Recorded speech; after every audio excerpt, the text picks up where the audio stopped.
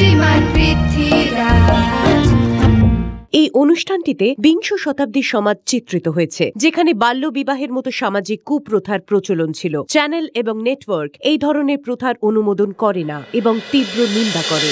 সম্পূর্ণ কৃতিত্ব ওই কমলাকান্তের মাস্টারমশাই। আমি নিজের চোখে দেখেছি ওকে পড়াতে।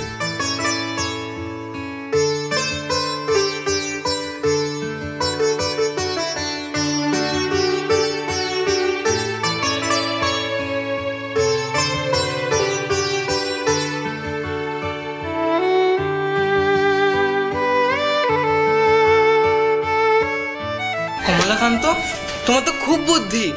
লক্ষকেও প্রশ্নোত্তরে হারিয়ে দিলে। সেই বুদ্ধি তো তোমাদেরও আছে। না না, আমরা তো ফটি কানার মতন ফেলু। আর সেখানে তুমি লকাইকেই মার দিয়ে দিলে। হাজন মাস্টারমশাই কত সুনাম করলো তোমার। ও দেখবে তোমরাও পারবে। এ তো খুব সহজ। কি সহজ? ইতিহাস না অঙ্ক? দুটোই। বাপরে, আমার তো সামান্য কত মিটারে কত কিলোমিটার তাই গুলিয়ে যায়। আর তুমি বলছো অঙ্ক সোজা? হ্যাঁ, সোজাই তো। মনে রাখার তো সহজ উপায় আছে, সেটা মনে রাখলেই দেখবে আর গুলোচ্ছে না। কি উপায় বলো না? মিলে শান্তি দেশে মিয়া।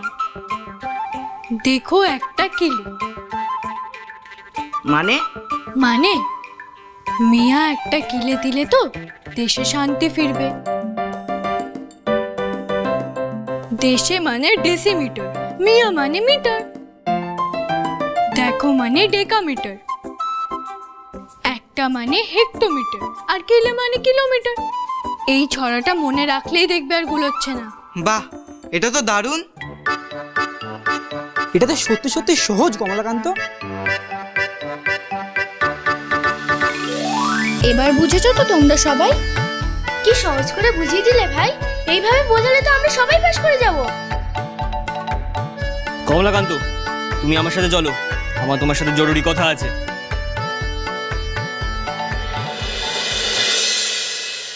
লজ্জা করে না তোদের?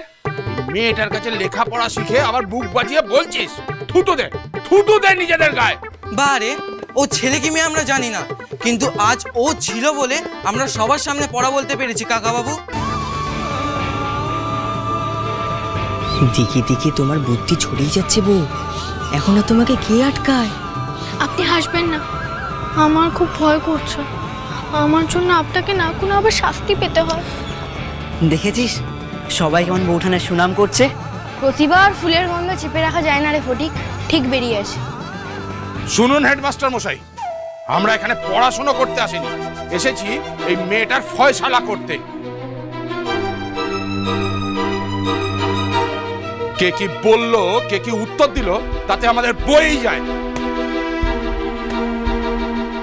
এই মেয়ে স্কুলে পা দিয়ে যে ভুল করেছে তার শাস্তি ওকে পেতেই হবে। দাঁড়ান দাঁড়ান,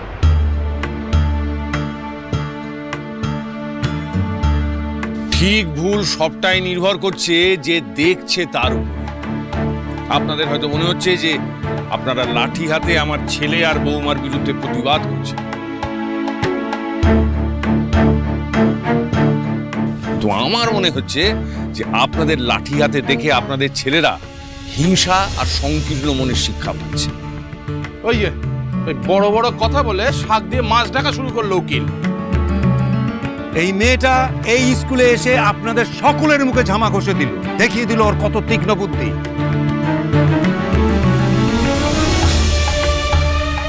প্রমাণ করে দিল ও এই স্কুলে এসে ওর কোনো উপকার হোক বা না হোক আপনাদের ছেলেদের উন্নতি হয়েছে। তারপরও ওই কথা বলছেন আপনারা।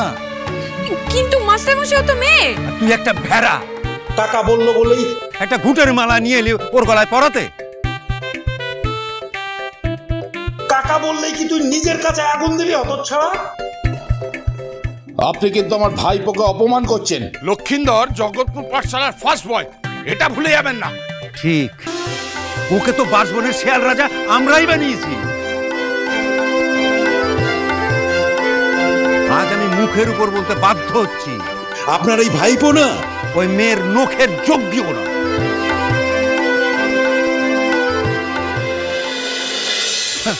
আর আপনাদের অবস্থা তো আপনারা নিজের চোখেই দেখছেন। আপনি আমার বউয়ের সুনাম করলেন মাস্টারমশাই? হ্যাঁ করলাম, ও সেটারই যোগ্য। মানে এই প্রথম হারাধন মাস্টার কারো সুনাম করলো বউ। ওই ভাইপোকে দিয়ে অন্যের গলায় ঘুঁটের মালা না পরিয়ে না, ভাইপোকে জুতো পেটা করুন।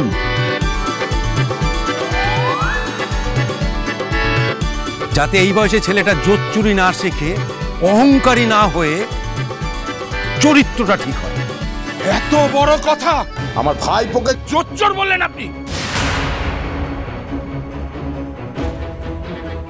এর ফল পেতেই হবে আপনাকে। অনেক অপমান সহ্য করেছি, আর নয়। হেডমাস্টার মশাই, আজ স্কুলে আগুন জ্বলবে। হারাধন মাস্টারকে আমরা ছাড়বো না। থামুন মুখুজ্জা মশাই, সামনে থেকে সরে যান বলছি। না, শিক্ষার মন্দিরে দাঁড়িয়ে সেই মন্দিরের পূজারীর উপর হামলা আমি দেখতে পারবো না। শোনো দিগন্ত, আমি কোনো তর্ক, কোনো বচসায় যেতে চাই না। আমার ছেলে আর বৌমা যেটা করেছে সেটা আমার চোখে ভুল না হলেও হয়তো সমাজের চোখে ভুল। তাই ফণীভূষণ মুখুজ্জে তোমাদের সবার কাছে হাত জোড় করে ক্ষমা চেয়ে নিচ্ছে। কিন্তু আমি আমার সন্তানদের অপমান কিছুতেই মেনে নিতে পারবো না। তাই অপেক্ষা করে থাকবো কবে এই সমাজটা পাল্টাবে। কিন্তু শুধু ক্ষমা চাইলে তো আর। আমার কথা এখনো শেষ হয়নি। শুধু আমার বৌমা নয়, আমার ছেলে মানিক চাঁদও এই পাঠশালায় আর কোনোদিন পা দেবে না।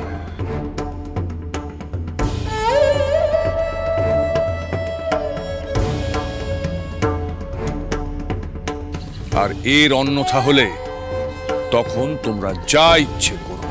এই তো এতক্ষণে পথে এসছেন, আমরা তো এটাই চেয়েছিলাম। তা আগে ভাগে এটা বললেই হতো।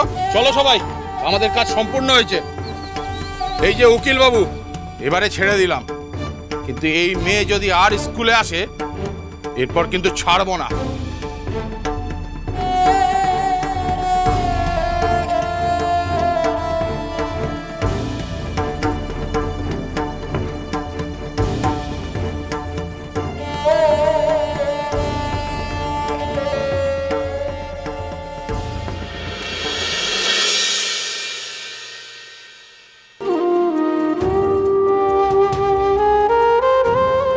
বাবা, আপনি আমাকে ক্ষমা করে দিন। না না না না বৌমা, না। আজ আমি ভুল করে ফেলেছি। ওনার লেখাপড়ার কথা ভাবতে গিয়ে আজ আমি একটা বুদ্ধিহীনের মতো কাজ করে ফেলেছি। আমার জন্য আজ আপনার মাথা হেট হয়ে গেল। না মা, তোমার জন্যে ফণী উকিলের মাথা হেট হয়নি। যে শিক্ষা প্রতিষ্ঠান শিক্ষার থেকেও শিক্ষার্থী ছেলে না মেয়ে তাতে বেশি গুরুত্ব দেয়, সেখানে আর না থাকাই ভালো। মানিক, তুই বৌমাকে নিয়ে বাড়ি যা, আমি একটা গুরুত্বপূর্ণ কাজ সেরে আসছি। আচ্ছা বাবা, চলো গো। আর শোন, আমি যতক্ষণ না ফিরছি বৌমার সম্মান রক্ষার দায়িত্ব কিন্তু তোর। আজ তোর চরম পরীক্ষার দিন মানিক, আর এই পরীক্ষায় যদি তুই উত্তীর্ণ হোস, জানবি জীবনের সব পরীক্ষায় তুই উত্তীর্ণ হয়ে গেছিস।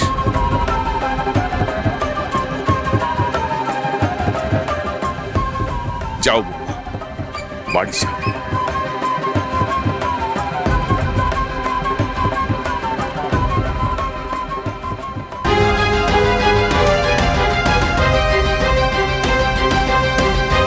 পরীক্ষা?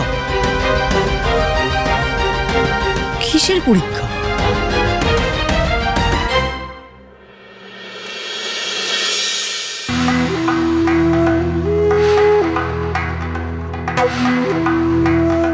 আসুক আজ ওই মেয়ে বাড়ি, ওর বই পড়ার শখ আমি কোচবো।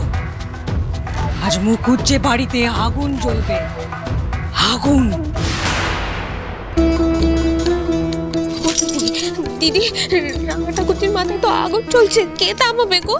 জানি না ছোট, উনিও যে বাড়িতে নেই।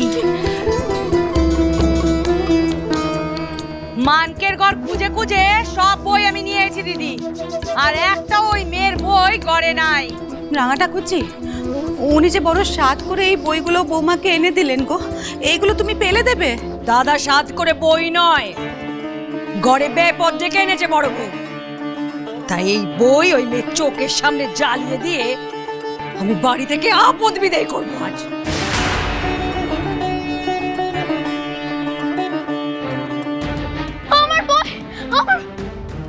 বাবা গুরুদেবের সাথে থেকে থেকে অন্তর্জামিন হয়ে গেছে বউ। ঠিক বুঝেছি, বাড়িতে সবাই সবকিছু জেনে গেছে। ওই তো এছেন মানিক জোর।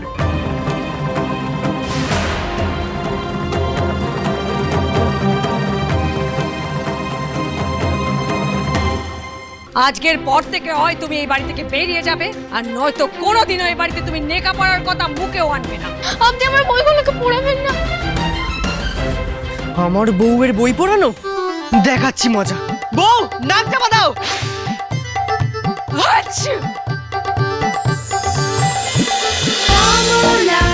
শ্রীমান পৃথ্বীরাজ।